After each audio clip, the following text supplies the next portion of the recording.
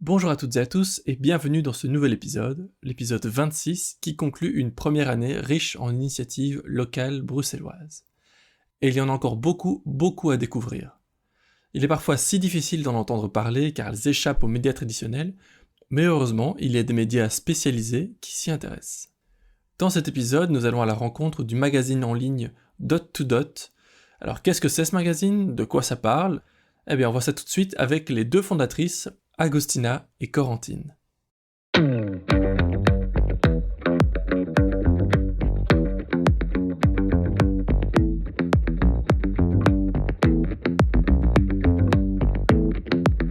Bonjour Corentine, bonjour Agostina. Bonjour. Comment ça va aujourd'hui? Très bien. Le soleil est avec nous aujourd'hui. En tout cas, de là où je suis, il y a du soleil, donc ça va très bien. Ah, mais t'as de la chance ici il y en a pas un. Ah! Alors aujourd'hui on va parler de Dot to Dot. Qu'est-ce que c'est exactement? Bon, bah, je me lance. Dot to Dot, c'est un magazine en ligne, qu'on a créé avec Agustina. On l'a lancé en 2017, en mars 2017 et c'est un magazine, qui parle, d'écologie dans l'espace urbain et principalement à Bruxelles. Et toutes les semaines, on présente, des projets, citoyens, éco-citoyens, qui, repensent le monde de demain, mais le monde d'aujourd'hui aussi. Hem et voilà, en gros, c'est ça, Dot to Ok, Dot. donc c'est ça, donc on y trouve des définitions sur qu'est-ce que c'est exactement je sais pas, le greenwashing par exemple, j'ai vu que vous aviez un article là-dessus.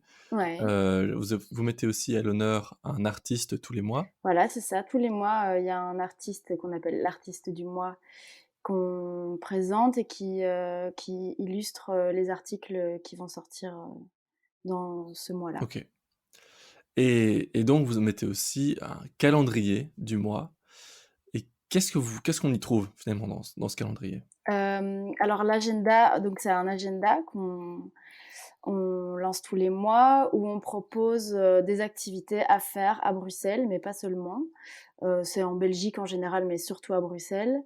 On y trouve, des ateliers, des conférences, des projections de films, qu'est-ce qu'on y trouve? Enfin chaque mois ça change un peu.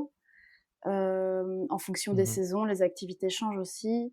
Par exemple, là, je suis en train de regarder celui d'octobre où on proposait, des, ateliers pour faire du maraîchage, il y a aussi, pas mal, oui, pas mal d'ateliers pour le potager, des festivals de films, des balades, des repair cafés et voilà, tous les mois, on répertorie, les activités, bruxelloises et belges en général. Et tout ça, c'est toujours lié, de près ou de loin, à l'écologie? Ouais, À OK. l'écologie, voilà, c'est ça.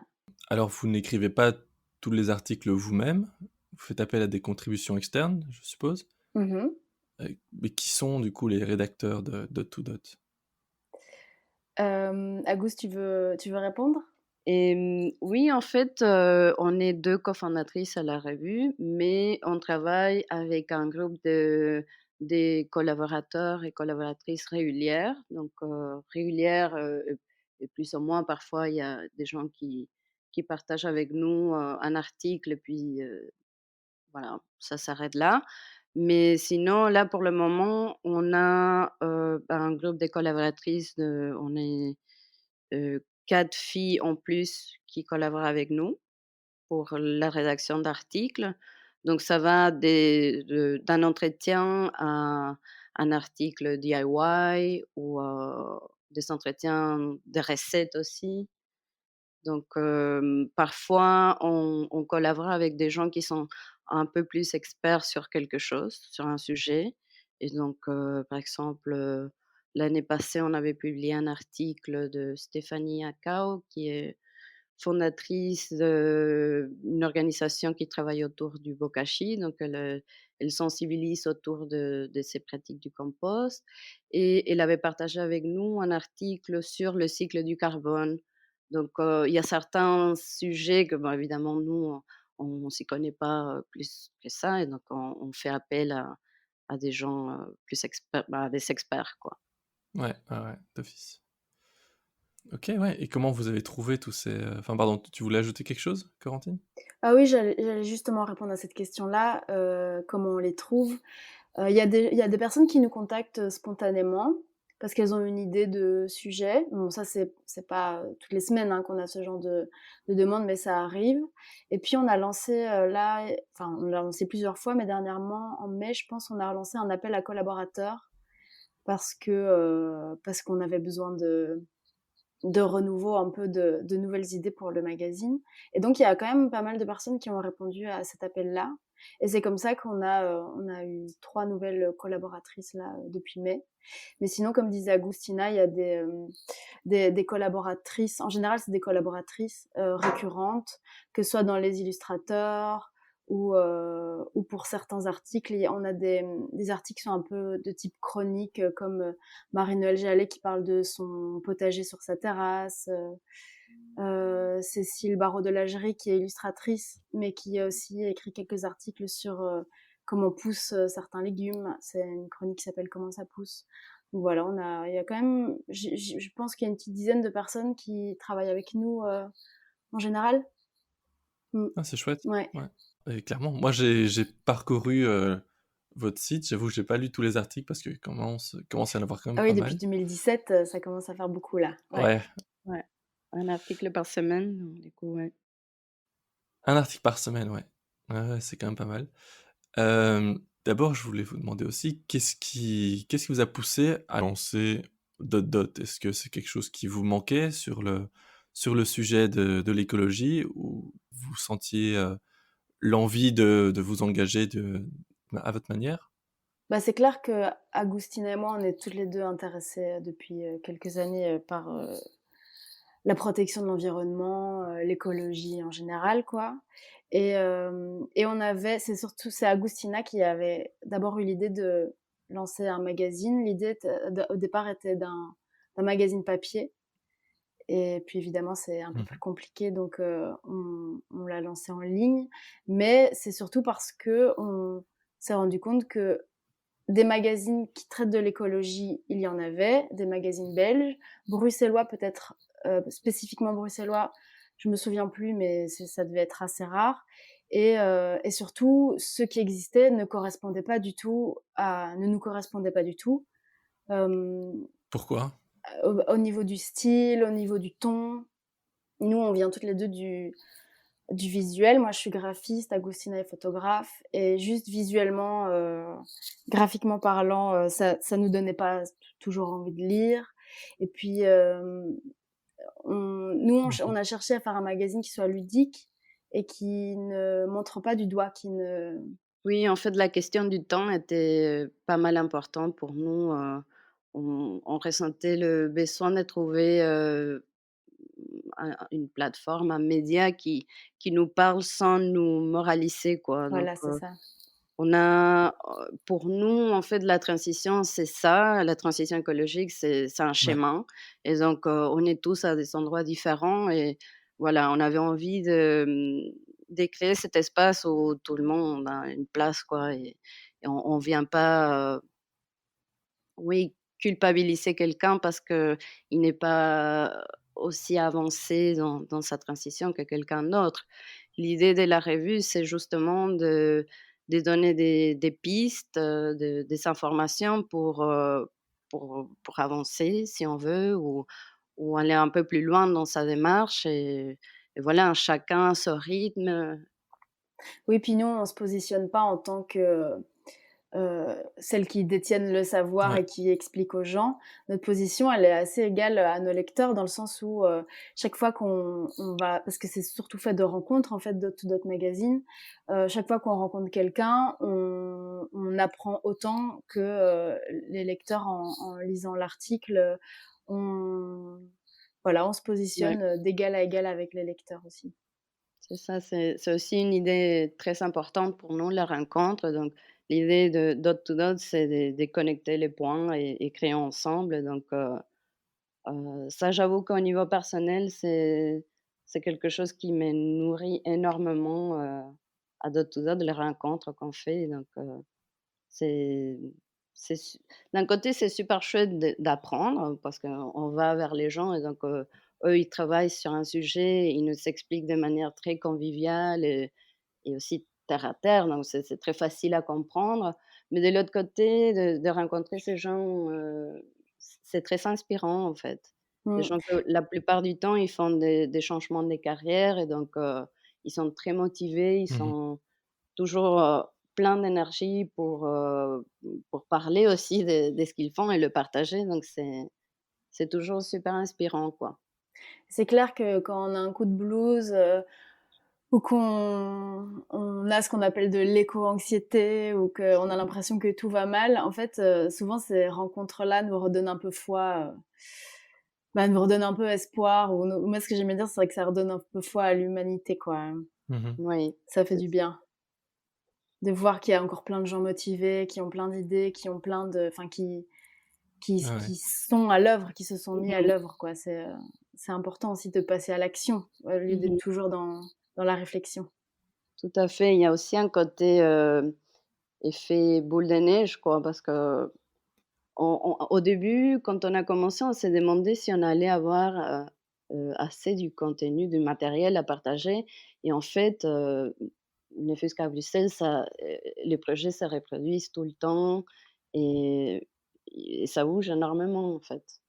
Donc ça, Oui, puis c'est un projet, on en Mmh. amène un autre, chaque voilà. fois on demande aux gens, à la fin Ouais, d'un ouais, ouais, c'est clair. entretien qui peuvent nous recommander et en fait, il y a tellement de choses qui se passent à Bruxelles et c'est vrai qu'avant de lancer Dot to Dot, comme disait Agustina, on avait l'impression de pas avoir assez qu'on n'aurait pas assez de contenu et puis, plus on plonge dedans, plus on se rend compte qu'il y a 2 choses et c'était ça surtout l'idée de Dot to Dot, c'est de présenter tous ces projets, qui, à notre sens, ne sont pas assez mis, en lumière, quoi, dans d'autres Mmh. médias. Ouais, ouais, ouais. Est-ce que vous-même, vous commencez à appliquer les conseils et les astuces que vous partagez? Comme, les légumes de saison, la kombucha et compagnie? Est-ce que ça devient votre dada aussi? Oui. Ah oui, c'est clair. Enfin, pour ma part, ça l'était déjà pas mal avant aussi, mais depuis Dot to Dot, c'est vrai qu'il il y a des habitudes qui se sont mis en place, qui ont changé. Comme tu dis, les légumes de saison, bah, ça, c'était assez, logique. Kombucha, kéfir, moi, je suis à fond là-dedans. Et puis moi, depuis, quelques mois, je suis partie de Bruxelles, et je vis dans une tiny house, donc Ah toilettes ouais. sèches et compagnie, c'est mon quotidien maintenant. Donc oui, il y a quand même pas mal de choses qui ont des nouvelles habitudes qui ont émergé, grâce à Dot to Dot aussi et oui.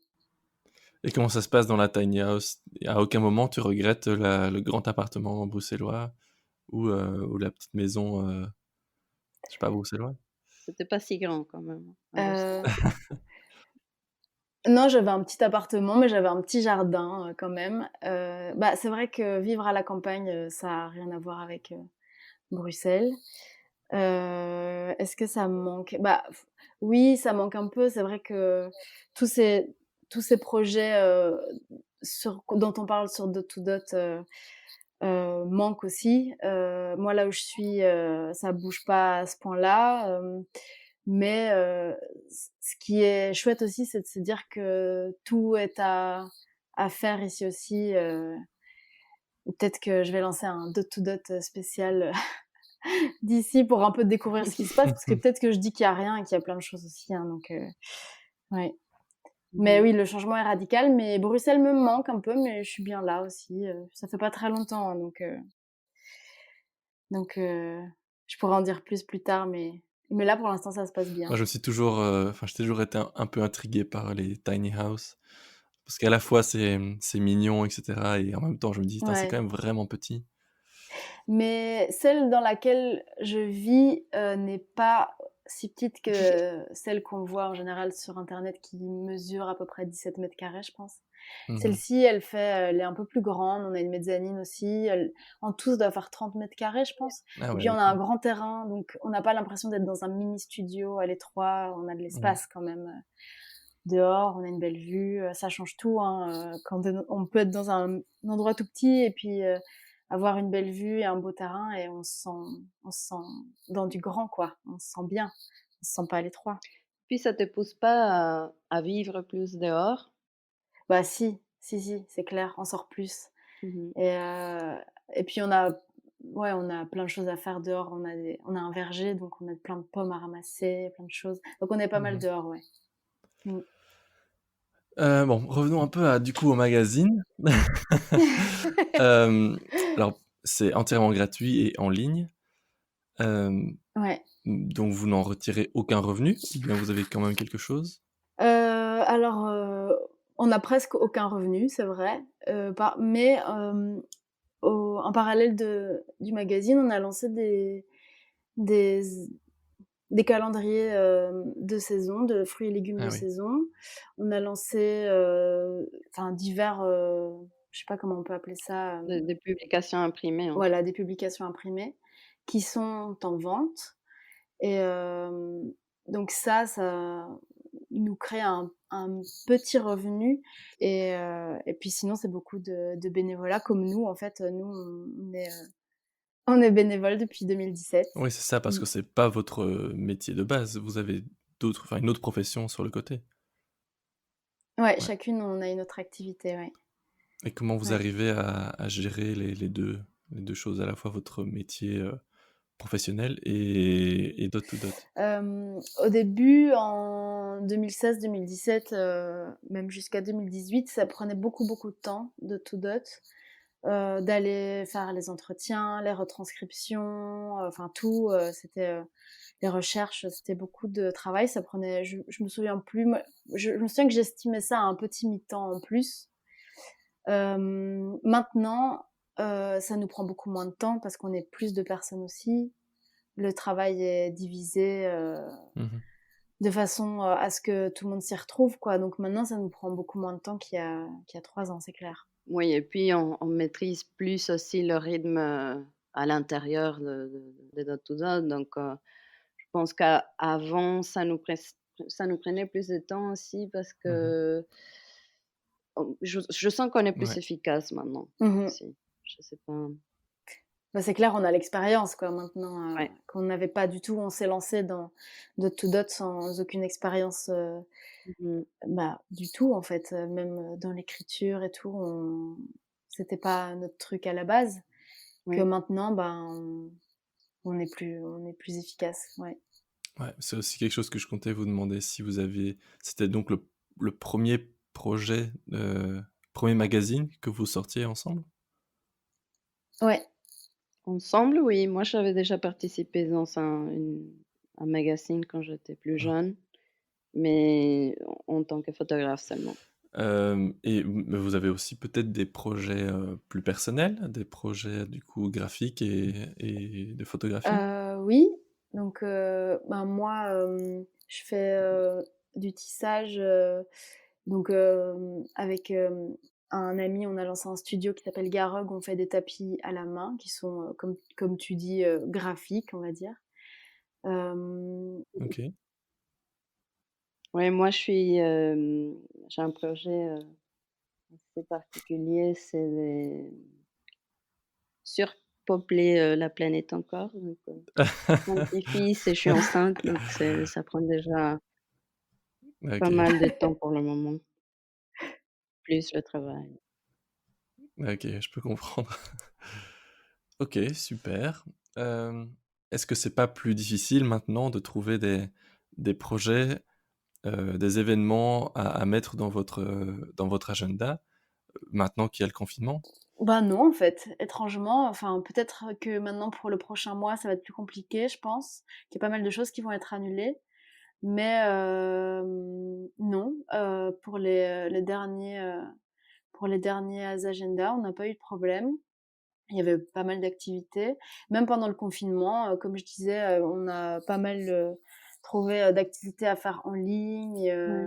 des cours, des podcasts, qu'est-ce qu'il y avait d'autre pendant le confinement? Des films, donc non, on a toujours, il y a toujours plein de choses à faire, en fait.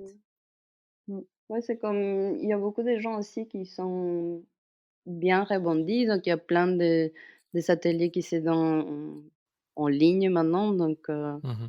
il y a plein d'options, quoi. Ouais.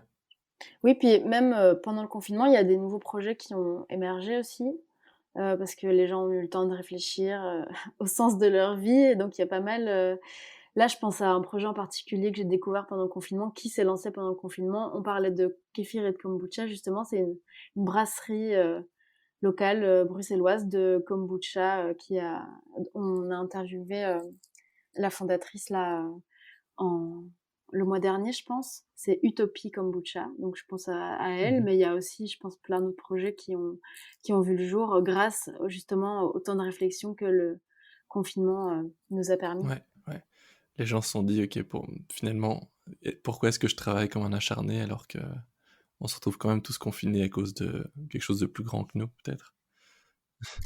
Oui, c'est ça et puis, quand on voit comment, pourquoi est-ce qu'on a été confinés, comment le coronavirus est né, ben, c'est de la faute à j'ai pas le mot, mais c'est l'humain qui a créé ça, donc par sa consommation à outrance, par,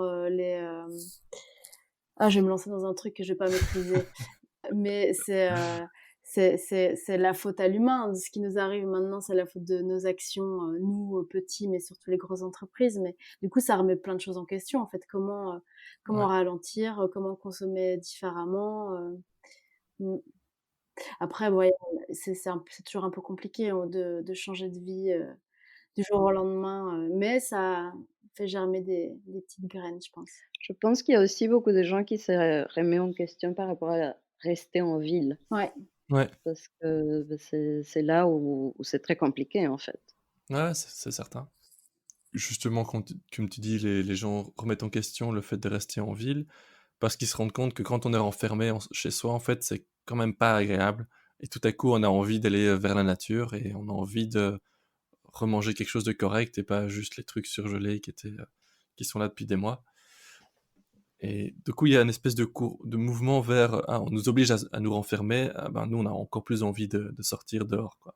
Oui, les gens Je ont pense qu'il y a de tous ça envie aussi. d'un petit bout de terre, un petit jardin, Moi, ouais. j'ai la sensation que si on mange, congelé, si on prend pas le temps de sortir et de faire, je sais pas, de cultiver notre légumes et des choses comme ça, c'est le rythme que la vie en ville nous a imposé. Donc dès qu'on est bloqué, ce rythme est tronqué, bah, tout le reste n'a plus de sens, quoi. Je sais pas Mmh mh. si je me fais Ouais. comprendre, en fait. Je me mélange un peu, mais je sens que c'est justement ça. Une fois que le rythme de vie, citadine s'est arrêté, Ouais. tout le reste tombe, quoi. Alors, est-ce qu'il y a parmi les articles que sur lesquels vous avez travaillé, est-ce qu'il y en a un qui vous a marqué, qui vous a vraiment fait, je sais pas, remettre en question, ou bien qui vous a ouvert les yeux sur une problématique? Bah, mais en fait, c'est un peu comme disait, Corentine tout à l'heure, en fait, tous ces rencontres qu'on fait, c'est à chaque fois, ça nous apprend quelque chose et moi, de mon côté, c'est plus la rencontre que je fais via Dot to Dot qui m'apprend énormément et qui me font voir les choses. Ah bah tiens, j'avais pas encore pensé à ça, par exemple, récemment, on a publié un article sur, une plateforme de distribution des fleurs éco-responsables et elle, c'est fondé par 2 femmes qui nous expliquaient en fait que, bah, ils travaillent évidemment avec des fleuristes et des producteurs de fleurs plutôt, qui sont labellisés bio, mais en fait, le label bio, c'est une sorte Mmh mh. bah, c'est une charte, non, comment on dit? Il y a un cahier des charges, strict, mais que parfois, ils acceptent des pratiques qui sont pas tout à fait, Mmh. respectueuses de la nature. Donc elle met en avant, des producteurs qui travaillent des fleurs éco-responsables et donc il nous expliquait cette différence entre, bio et éco-responsable et donc c'est en parlant avec des gens qui travaillent ça tous les jours et tout, c'est très facile à comprendre et ça devient quelque chose d'évident après. Donc moi, c'est ces rencontres voilà, qui m'apprend énormément en fait des choses qu'évidemment on peut lire aussi, des choses plus techniques ou parfois, des articles qui ont une charge, bien politique. Mais le fait de le discuter, comme ça avec quelqu'un, pour moi, c'est très riche, en Mmh. fait. Et dans un article qui m'a marqué, maintenant j'y repense, c'était, Léo Not Happy, qui organise des ramassages de mégots, dans Bruxelles, mais pas que, je pense, dans d'autres villes aussi, mais spécifiquement de Mmh. mégots. Et moi, en tant qu'ancienne fumeuse, ça m'a assez, assez marquée parce que c'est vrai que le mégot, c'est tellement insignifiant en taille, comme déchet. On en voit partout dans la rue, mais en fait, on fait pas vraiment attention et une fois qu'on regarde, il y en a vraiment partout et quand on voit le nombre de kilos de mégots qu'il arrive à ramasser, en une après-midi Mmh. avec d'autres bénévoles, je trouve ça Ouais. dingue en fait, et c'est là qu'on se rend compte que vraiment une petite chose multipliée par des milliers de fois devient vraiment énorme et ça m'a vraiment fait ouvrir les yeux Ouais, sur ce genre de mini déchets, quoi. c'est ça. En sachant qu'un mégot, pollue 500 Ouais. Ouais, litres c'est d'eau. ça. Est-ce que c'est ça qui t'a fait, arrêter de fumer? Non, non, j'avais arrêté bien avant ça, Ah OK. mais franchement, ça aurait pu, hein, ça aurait pu. Mais après avoir, c'est Agustina qui avait fait l'entretien avec Léonard Happy, mais après avoir lu cet entretien, j'ai commencé à regarder par terre, en me baladant et il y en a vraiment il y en a plusieurs par mètre carré quoi, des mégots, et en Ouais. plus, ils commencent à avoir la couleur du sol, donc on les voit de moins en moins, ils se font oublier, mais ils sont bien là, hein. Ouais. Ouais et ça met un temps fou à disparaître, quoi. Enfin, ça disparaîtra quasi jamais. Ouais, ça met des milliers d'années, ouais. Alors si je suis, intéressé par, Dot to Dot et que j'ai envie de vous prêter ma plume, comment est-ce que je vous contacte? Et est-ce qu'il y a une espèce de sélection préliminaire? Est-ce que je dois montrer, je sais pas, un portfolio, par exemple? Bah, si tu es intéressé, par, écrire un article ou à collaborer avec Dot to Dot, tu nous envoies un mail à bonjour@dot-to-dot.be et pour nous expliquer, ce en quoi tu es intéressé, ce sur quoi tu as envie d'écrire et il y a pas de casting, hein, en général, on est toujours, hyper partante, si le sujet nous intéresse et puis il y a plus qu'à nous proposer quelque chose, quoi. Alors, bah, si vous avez déjà Mmh. écouté mes podcasts, vous savez que à la fin de l'entretien, j'aime bien vous demander si vous avez un message que vous voulez faire passer aux auditeurs. Forte de toutes les connaissances que vous avez accumulées par les interviews, les articles, les événements et votre propre expérience dans la création de ce magazine, du Hem, coup. Bah, moi, une phrase que j'aime bien, c'est, celle, qui est, «Acheter, c'est voter».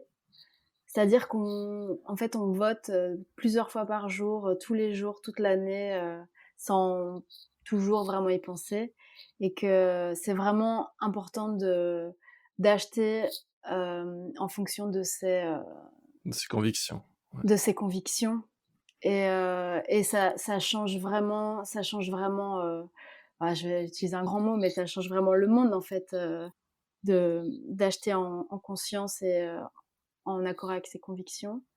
Et puis aussi, ce qui est, important, ce que j'apprends avec Dot to Dot, c'est qu'il faut passer à l'action.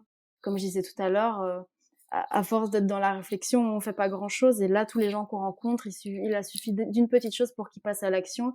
On commence petit et ça grandit de plus en plus, mais il faut se lancer quand on a une idée, il faut se lancer, quoi. Oui, c'est ça, il faut pas avoir peur et on n'a qu'une vie et donc il faut essayer avec toute notre force, Ouais et voilà. et quand tu dis il faut acheter en fonction Mmh. de ses convictions, qu'est-ce que tu te dis? Quelles questions tu te poses avant d'acheter quelque chose? Qu'est-ce que je me pose comme question? Bah, ça dépend pourquoi, mais par exemple pour la nourriture, ben, est-ce que c'est, local et de saison? Comment ça a été produit? Et puis le lieu où je vais acheter, ma nourriture est très importante aussi. En général, je vais éviter d'aller au supermarché, même si, parfois j'y vais évidemment, hein, mais, en général, j'aime bien, rencontrer les gens, bah, les producteurs quoi. de voir vraiment d'où vient ma nourriture. Pour ce qui est acheter, par exemple, des vêtements ou des objets, ben, déjà la première question c'est: «Est-ce que j'en ai besoin? Est-ce que j'ai besoin d'acheter cet objet ou ce vêtement? Est-ce que je peux pas le trouver ailleurs? Est-ce que quelqu'un peut pas me le prêter? Ou est-ce que je peux pas l'acheter en seconde main? Ou est-ce que je peux pas faire réparer ce que j'ai déjà?» Donc tout ça, Mmh. Mhm. ça rentre en compte. Et puis pour acheter, si j'achète du neuf, c'est clair que c'est quelque chose que j'ai pas toujours fait. Maintenant, je commence beaucoup à regarder où est-ce que ça a été produit. Donc Mhm. Ouais. essayer un maximum que ce que j'achète soit produit en Europe, si c'est possible. Et en Belgique, encore mieux. Moi, en général, je me demande si je peux pas le faire moi-même. Ouais. Ah oui, il y a ça aussi. Ça s'applique un peu pour tout. Ok, super. Eh bien, j'invite tous les auditeurs à vous suivre sur les réseaux sociaux, qu'ils aillent voir votre site, donc dot2dot.be. Et, et puis voilà, qui commence par, en tout cas, regarder les légumes de saison, peut-être acheter un fameux calendrier des légumes de Voilà, saison pour pour savoir commencer. comment mieux Oui. consommer. Voilà, c'est la première étape. Et voilà, et à vous suivre.